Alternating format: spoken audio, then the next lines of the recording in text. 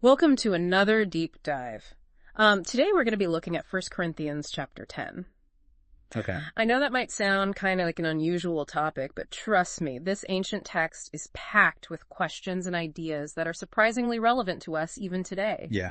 Like, can we really learn from the mistakes of others? All right. How much do our personal choices really affect those around us? And what does it mean to live for something bigger than ourselves?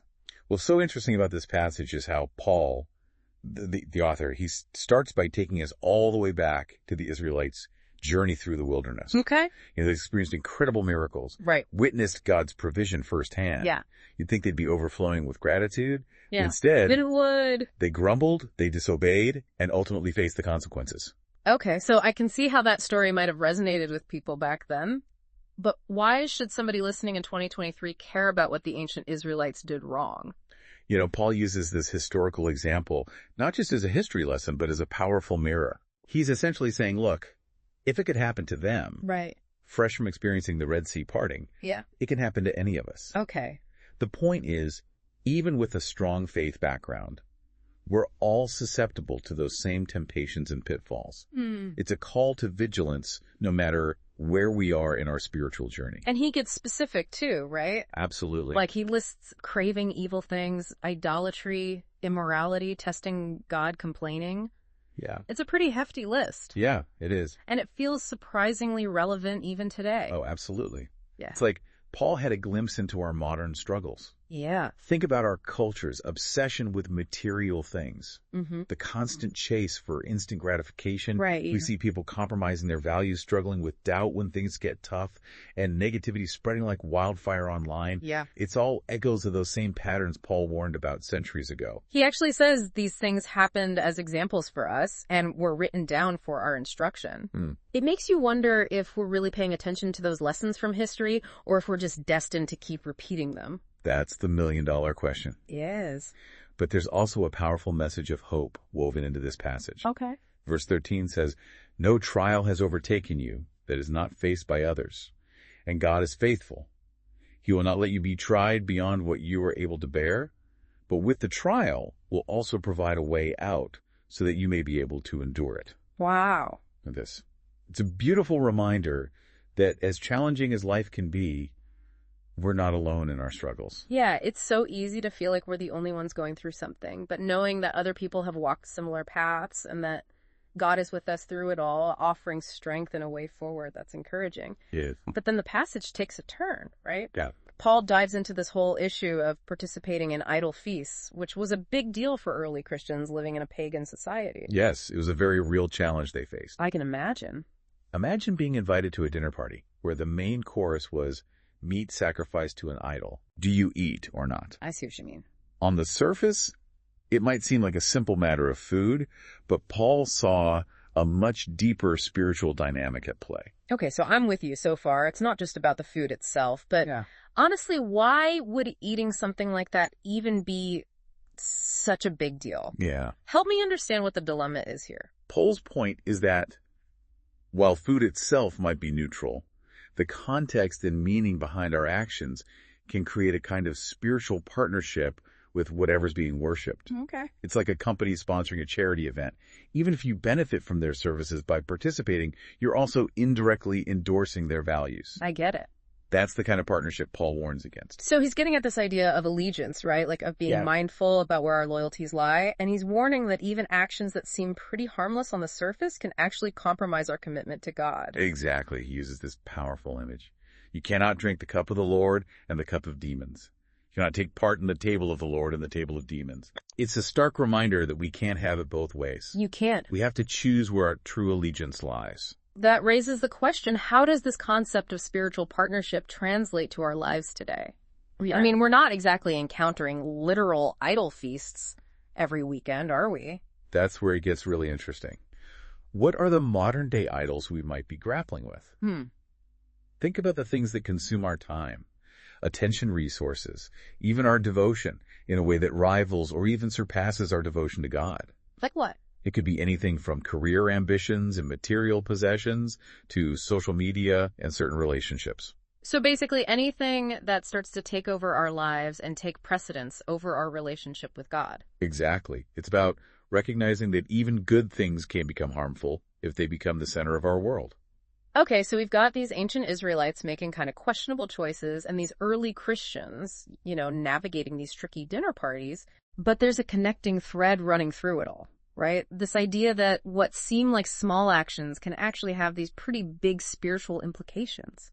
That's exactly what makes this passage so fascinating. Yeah. Paul takes this very specific situation, eating meat offered to idols, and uses it as a springboard to this much broader principle of seeking the good of others. Okay. He's pushing us beyond just asking, can I do this? Right.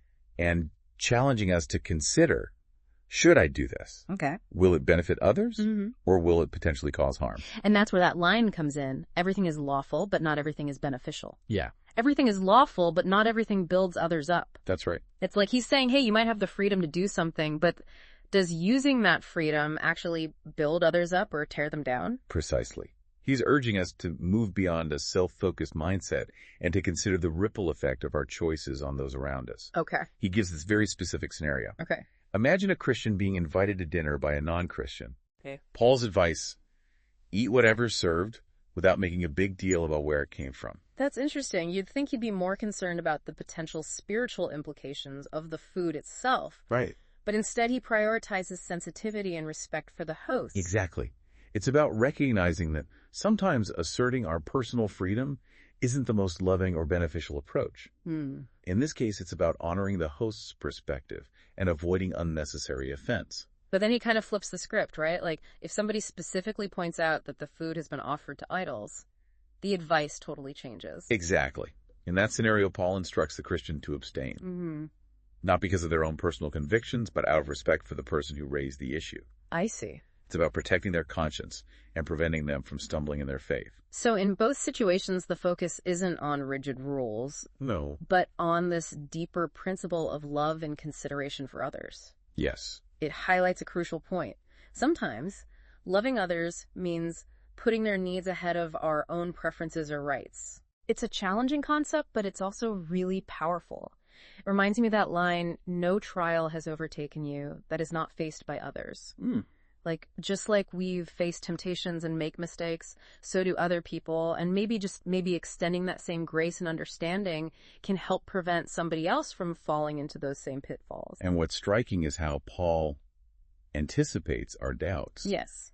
He doesn't condemn our struggles, Right. but offers practical guidance for walking through them with integrity and purpose. It's easy to get so bogged down in the do's and don'ts of religion. Oh, yeah. But this passage feels different. Yeah. It's less about rigid rules and more about cultivating a heart posture that reflects genuine love for God and others. Paul isn't just giving us a checklist. No. He's painting a picture of what it looks like to live in alignment with God's heart, Okay. allowing his love to transform us from the inside out, so that our actions naturally flow from that place of love. That's a beautiful thought. Yeah. It's not about trying to be good enough, but about allowing God's love to shape our character and guide our choices. Exactly. And it's in that transformation that we find true freedom. Okay. Not the freedom to do whatever we want, but the freedom to live a life that's meaningful, purposeful, and impactful. You mentioned modern day idols earlier, but isn't everything potentially an idol? Yeah. If we allow it to consume us. Right. How do we know where to draw the line? Yeah, that's the million-dollar question, isn't it? Where do we draw the line? It feels like there's this constant tension between, enjoying the good things in life and making sure they don't take over. Yeah, it's a balancing act for sure. And there's no one-size-fits-all answer. What might be a harmless hobby for one person could become an unhealthy obsession for somebody else. But I think Paul gives us some clues in this passage. You're thinking about that line. So whether you eat or drink or whatever you do everything for the glory of God. Exactly. It's such a simple statement, Yeah. but it's packed with meaning. It takes the principle beyond just the specific situation of eating meat offered to idols. Right. And expands it to encompass every aspect of our lives. It's like a lens we can look at all of our choices through. It is. Instead of just asking, what do I want? Right. We start asking, how can I honor God in this? Yeah. How can my actions reflect his love and character?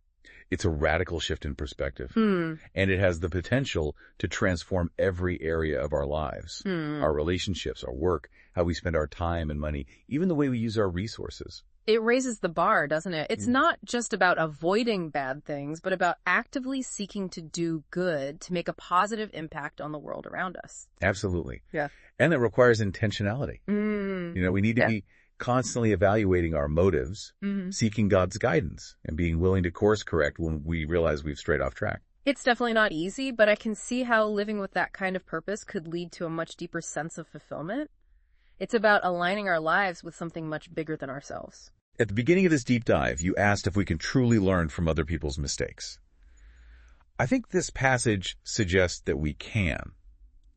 But it requires more than just knowing the stories. Okay. It's about letting them challenge our assumptions, Right. expose our blind spots, and motivate us to make wiser choices. It's like having a roadmap, showing us the potential pitfalls, the wrong turns other people have taken, and allowing us to choose a different path.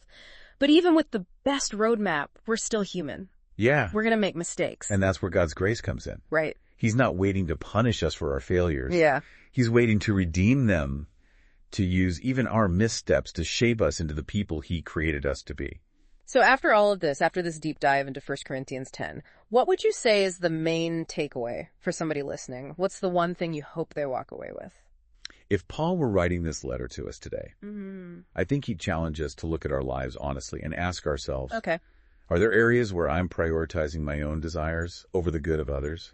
Are there modern-day idols that are distracting me from my true purpose? Right. Am I using my freedom responsibly, or am I abusing it in a way that harms myself or those around me? Those are tough questions. They are. But they're the ones we need to be wrestling with if we want to live lives that truly matter, lives that make a difference. At the end of the day, this passage reminds us that we have a choice. Okay? We can choose to stay on autopilot, repeating the mistakes of those who came before us. Right. Or we can choose a different way.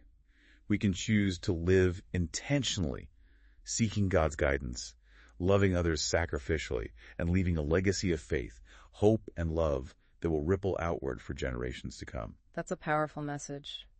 Well, thanks for taking us on this deep dive. It's definitely given me a lot to think about, and I hope it's done the same for our listeners. It's been a pleasure. I always find it fascinating to explore these ancient texts and discover just how much wisdom they hold for us today. And to all our listeners out there, we encourage you to dive into 1 Corinthians 10 for yourselves. You might be surprised at what you discover. Until next time, keep seeking truth and keep diving deep.